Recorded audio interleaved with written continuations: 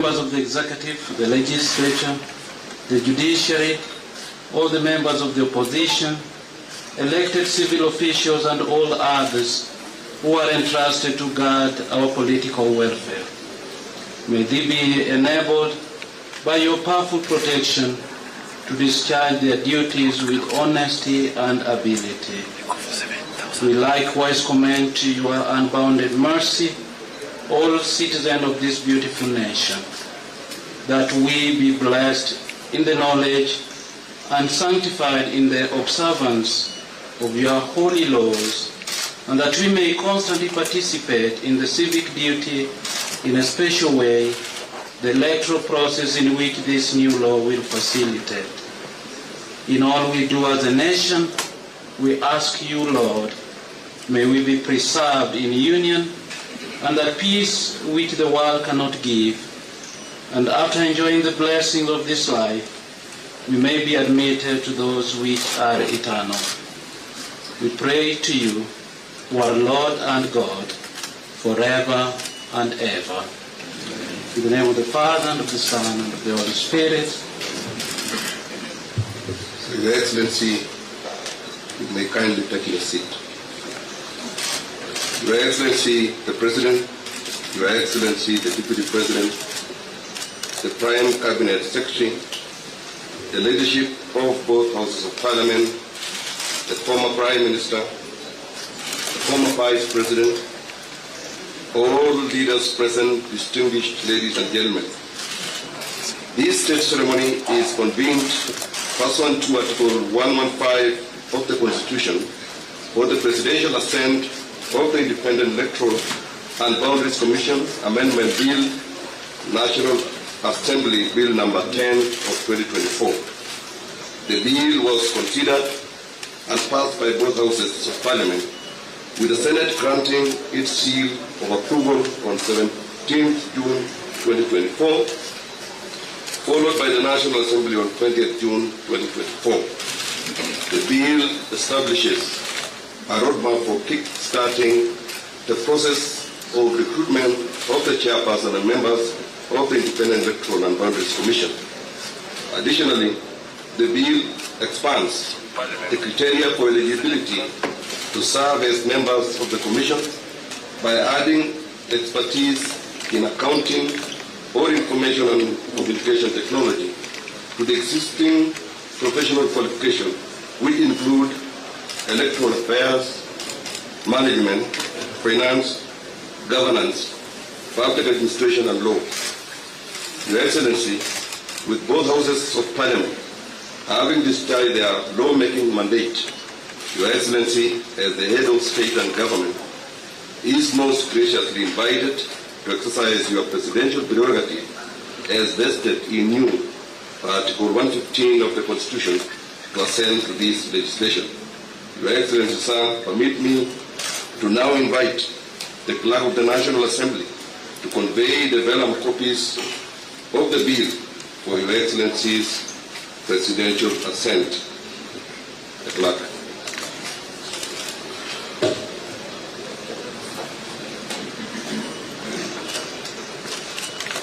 Your Excellency, these vellum copies have the consent of the Speaker of the Houses of Parliament to present these vellum copies before you for your assent. This bill, Your Excellency, is the first bill to anchor the resolution of the Houses of Parliament with respect to the NADCO report. You recall, Your Excellency, the NADCO report was authored by a committee which was led by the former Vice President, Dr. Kalonzo, and the leader of Majority Party in the National Assembly, Honorable Kimani Ichung'wah. The Houses of Parliament adopted the report, both of them, and thereafter the attendant bills were published, the first one being the Iebc Amendment Bill, which was initially introduced and passed in the National Assembly in the month of May, sent to the Senate, and the Senate also passed it on 11th of June with amendments, and the amendments passed by the Senate were approved by the National Assembly on the 20th of June. Your Excellency, this bill gives a roadmap to the formation of the Iebc commences with the Iebc selection panel, which will now comprise of 9 persons who are to be nominated in a competitive and transparent process by certain bodies, first of them being the Parliamentary Service Commission, which is required to nominate 2 persons. The political parties, the liaison committee is required also to nominate 3 persons. The Law Society of Kenya, 1 person. There's 1 person to be nominated by the Iebc, and 2 persons to be nominated by the Interreligious Council. The bodies which are nominating more than 2 persons, Your Excellency, are required to also observe the 2/3 gender rule, so as to ensure that the completeness of the panel observes the 2/3 gender rule as required under our Constitution. The bill, Your Excellency, also amends certain provisions relating to the term of the Secretary to the Commission, giving the Secretary a term of 4 years renewable once. Your Excellency, the bill also amends certain provisions relating to facilitation of Iebc with respect to its role on delimitation of boundaries, Your Excellency. Allow me to join the rest. Thank you. Your Excellency, Article 135 of the Constitution requires every presidential action to be under the hand and seal of the President.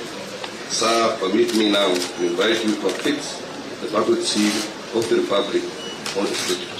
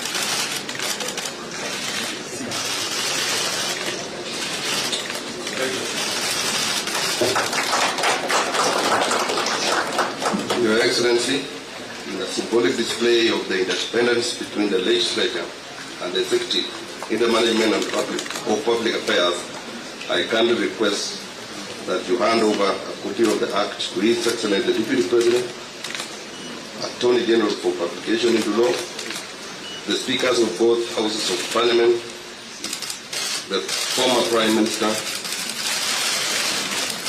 the former Vice President,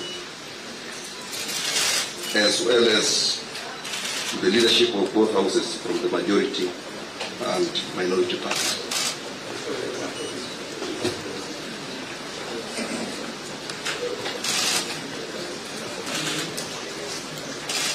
Your Excellency, you will open.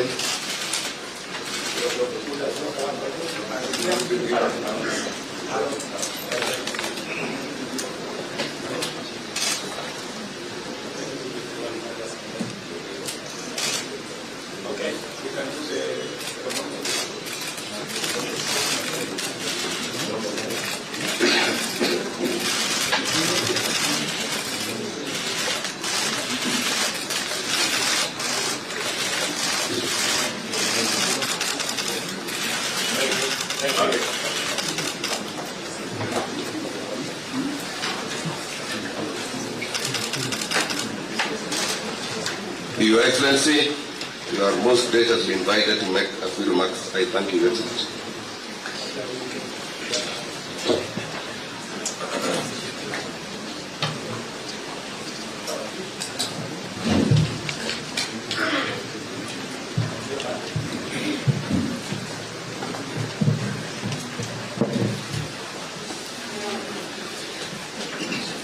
Thank you, Your Excellency, the President, Your Excellency, the Deputy President, the Secretary, Your Excellency, the former Prime Minister and our former Vice President, all distinguished guests, including our honorable speakers, Your Excellency, your assent to the Iebc Amendment Bill, being the first of the National Dialogue Committee report bills, one of the 9 bills, Your Excellency, marks the beginning of a very important process to our country in the reconstitution of a new Iebc Commission.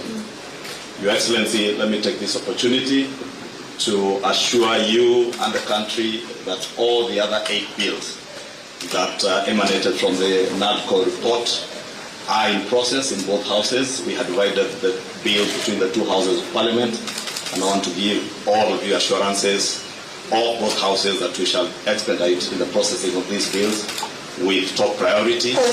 Your Excellency, in conclusion, let me just say that this assent of this bill not only marks a hallmark in our nation's endeavor to reconstitute a new Iebc, but also buttresses the importance of dialogue in our country, because these bills have emanated from a process where we all came together as a country to dialogue, and through dialogue we've been able to surmount most of the challenges that faced our country at the time we came together as NADCO.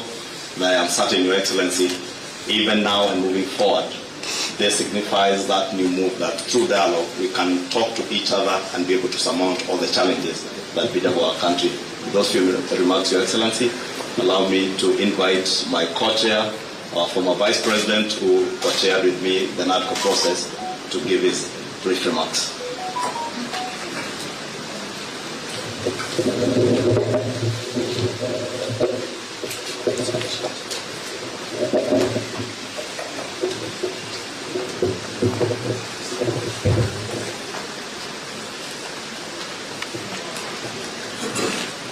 Mr. President, Honorable William Samoei Ruto, Prime Minister Raila Odinga, both co-principals of the NADCO process, ladies and gentlemen, I didn't find it easy to come in here this morning for various reasons, one of which was the barricading of the route to KICC. But I must thank the organizers for having brought it to KICC, because if it was a State House, Mr. President, it would even have been a little harder. The reason is simple. Our country is at a crossroads. My colleague, Honorable Kimani Ichung'wa, has highlighted that both of you asked us to undertake the process of NADCO following the 2023 enactment of the Finance Bill and the riots that took place, where we lost people, 75 of them, property was destroyed, and the country was in a state of a shock. We undertook that responsibility with gusto, and we are very open-minded. As Azimio la Umoja One Kenya, our number one topic was the high cost of living. Kimani and the team on Kenya Kwanza convinced us that it was a government responsibility and the opposition had nothing to do with discussing the high cost of living. I hope that in the light of recent developments, my friend Kimani would have revised that thought. Because again, 2024,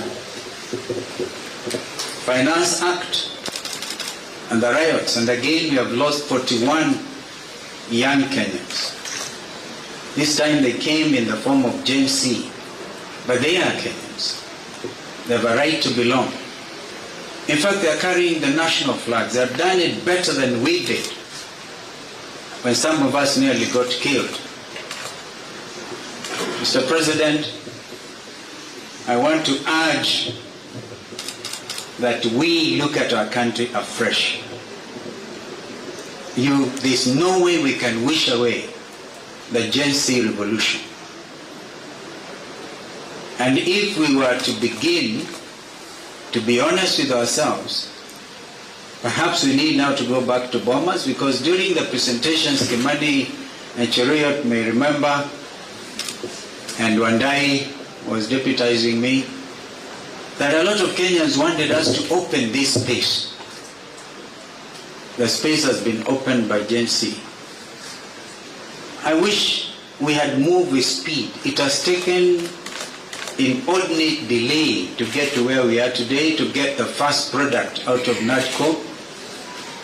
And I'm not so sure, my friend Kimani, whether it is expected of us to even fast track the other 8.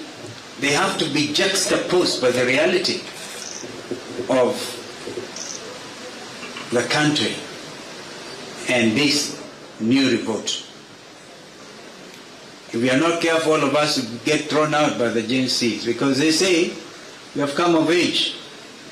You say that we are leaders of tomorrow, we are leaders now. We can't wish them away. Therefore, I want to urge that we now look at the whole thing. For example, we have now set up the process of nominating new commissioners.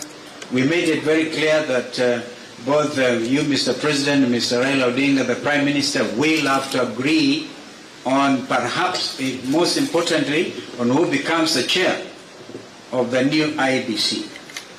That principle of consultation was inbuilt, and I thank my colleagues because we didn't have to struggle much to agree. But now is the time. The country is at a crossroads. Can we, for a beginning, even in order to bring the country to normalcy, can you, Mr. President, order the Inspector General of Police, if he doesn't resign, can he remove the police from the streets?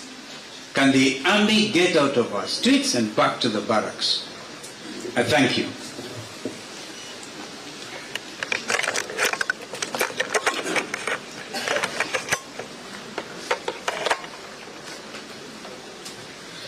Thank you, Your Excellency, former Vice President. I now have the honor to invite the former Prime Minister, Your Excellency, Honorable Raila Odinga, to give his remarks. Thereafter, invite His Excellency the President.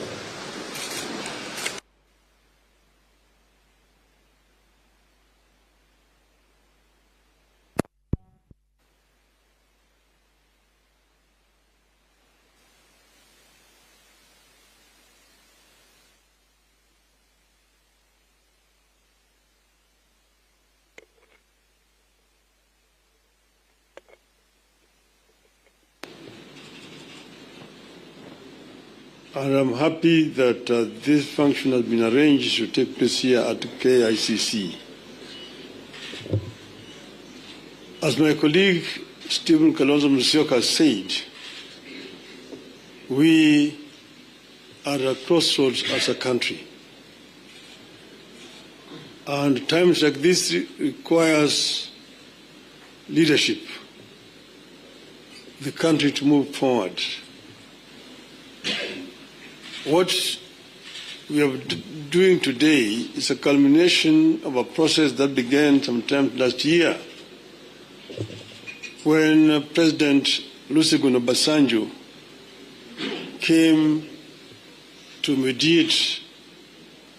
and the conflict that was raging on at that time,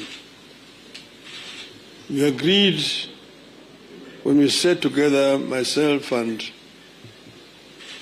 Brother William Ruto, that we would follow the route of dialogue. And that is the reason why NADCO was set up. NADCO then proceeded to dialogue and ended up with a very voluminous report which has contained some very fundamental recommendations. This bill that has now been signed into the law today is just one of those. But the NADCO report contains very many issues which are at the heart of the people of Kenya today. If you see the issues which are being raised by our youth, most of them are actually contained in the NADCO report. But if this NADCO report is implemented fully, you'll be able to address all those issues which these young people are raising. We are, as I've said, at a very, very crucial juncture in the history of our country. Our country has moved forward. There have been highs and lows in our history of 61 years. We need to move forward. And I want to say, at this moment in time, my brother, that we require now a wider engagement so that people have an opportunity to vomit all that is there in their chest in order that we can be able to find a way forward. I therefore want to support the proposal of my brother Stephen Kalonzo that we have this conversation. It may not take more than 2 weeks, but it brings all the stakeholders together. Today, our society is fairly stratified. Nearly 70% of our population is below the age of 35, the youth. If you say that between 35 and 18 constitute about 40%, we need that 40% to be present when this dialogue is taking place. And then the rest can fill the rest. And then we just talk about the Kenya we want. The Kenya we want convention. Out of that will come out recommendations that will help us to resolve this issue once and for all. And that will be my proposal, Your Excellency. I think that Kenya deserves better.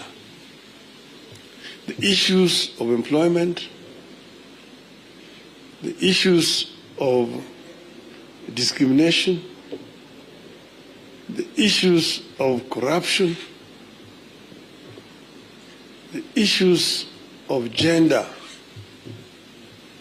and so on, are issues that need to be addressed in a wider forum.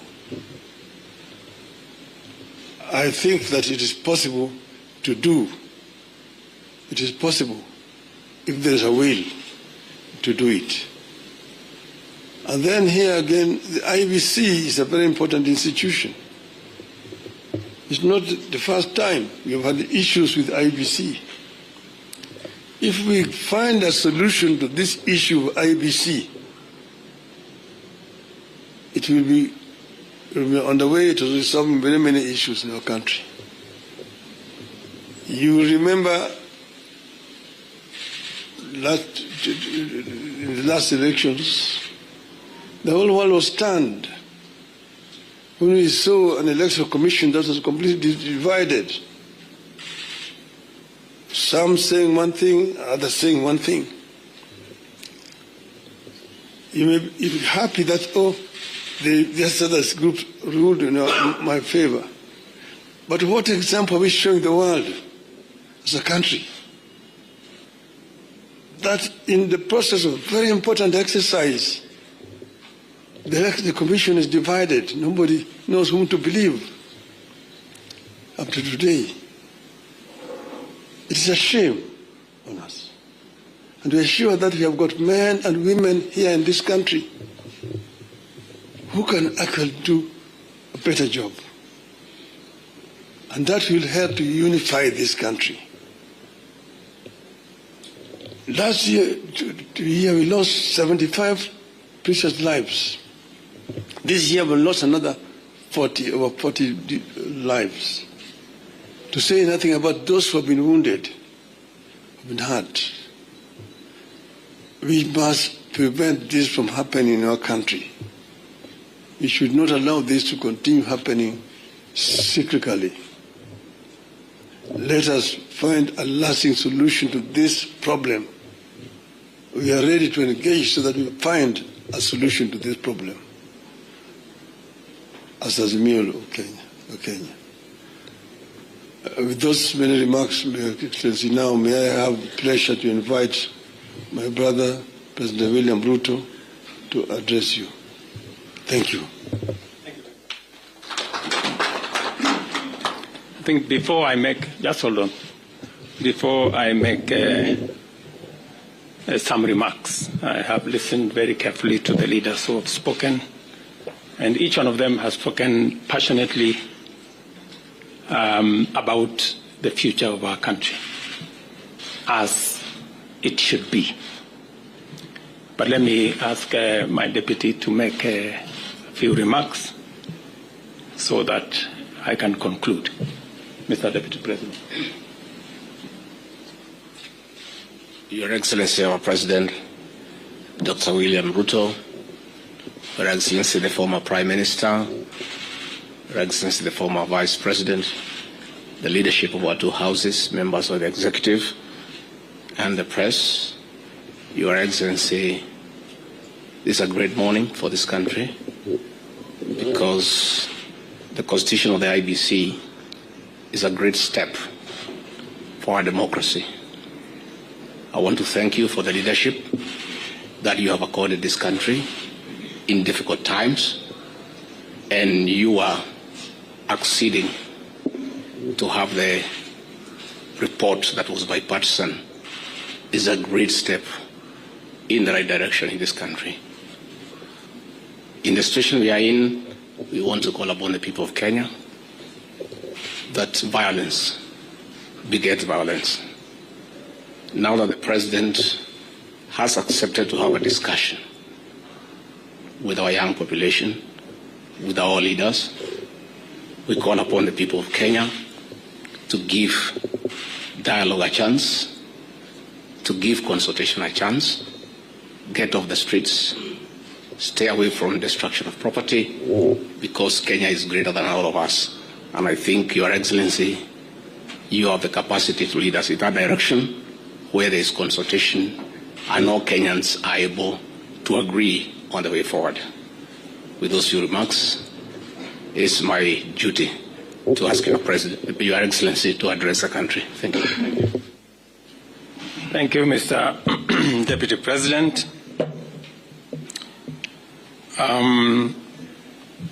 Your Excellencies, Mr. Vice President, former Prime Minister, former Vice President, the two speakers of our National Assembly and Senate, leaders of majority, fellow leaders present here. Welcome to this occasion. The National Dialogue Committee, established last year, resulted from the closing of ranks across the political divide to forge consensus on a number of priority national issues, including the reconstitution of the Iebc.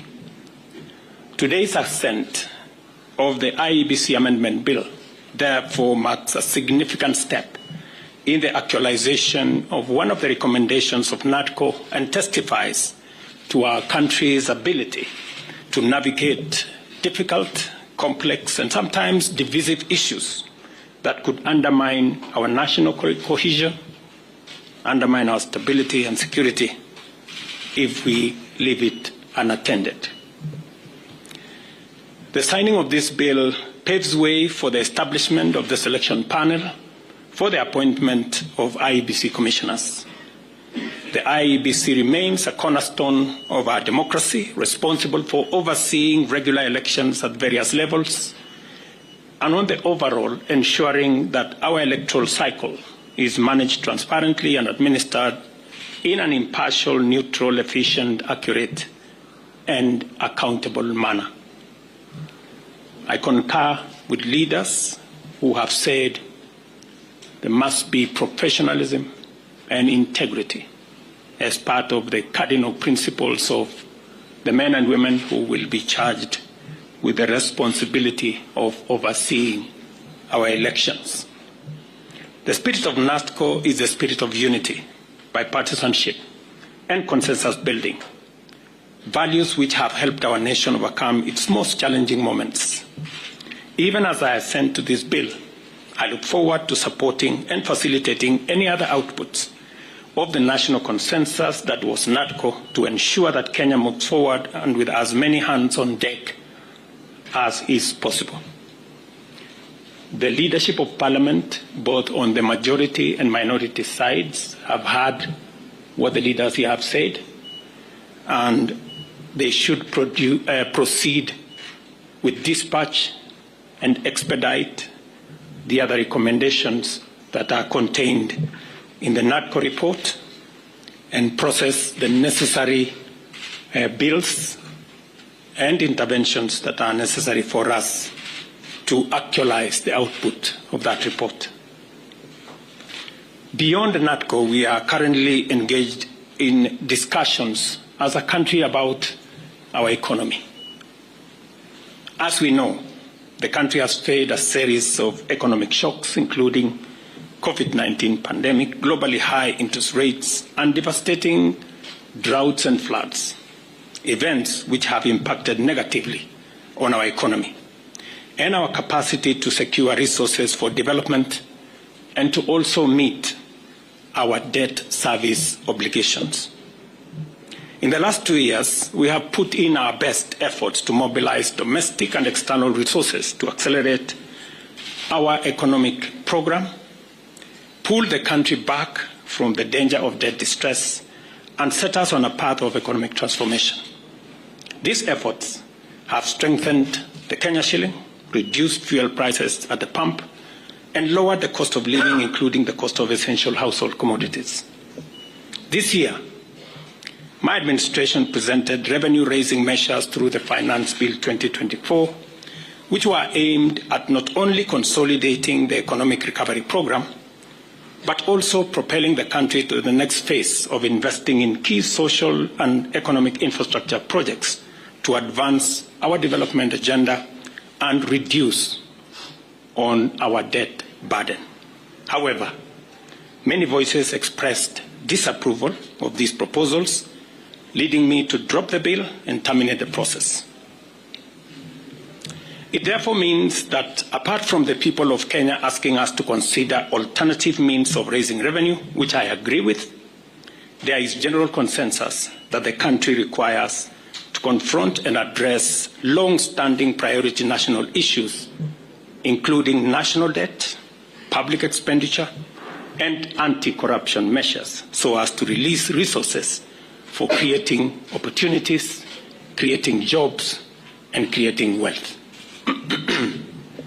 As a way of charting the future from the current situation we are facing, I welcome all the leaders here, and I have heard what they have said this morning, and all other stakeholders, working together for us to address the current economic situation through a broad-based political arrangement and to rally the country forward, as has been said by the former Prime Minister. And therefore, we have yet another opportunity as a country Kenya being the resilient people we always are, to come together and figure out the future of our country in a manner that makes sure that we address the existential challenges and threats that face our nation. And that's the reason why I set up a committee to work and audit our debt, for us to interrogate our expenditure, and for us to work on anti-corruption. I want to encourage Parliament to expedite the conflict of interest bill that will support our anti-corruption measures, especially in relation to public officers. And I am hopeful that these are some of the conversations that we will be engaged in going forward. I am very confident that, as always, Kenya knows how to pull together, and leaders know how to come together in the best interest, not of individuals, not of parties, but the collective body of the Kenyan people.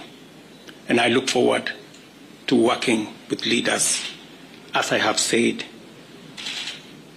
going forward on a broad-based political mechanism that will see us steer the country to the future. Thank you very much to all the leaders here. Asanteni sana to the people of Kenya. I wish you well, and God bless our great country. Asante.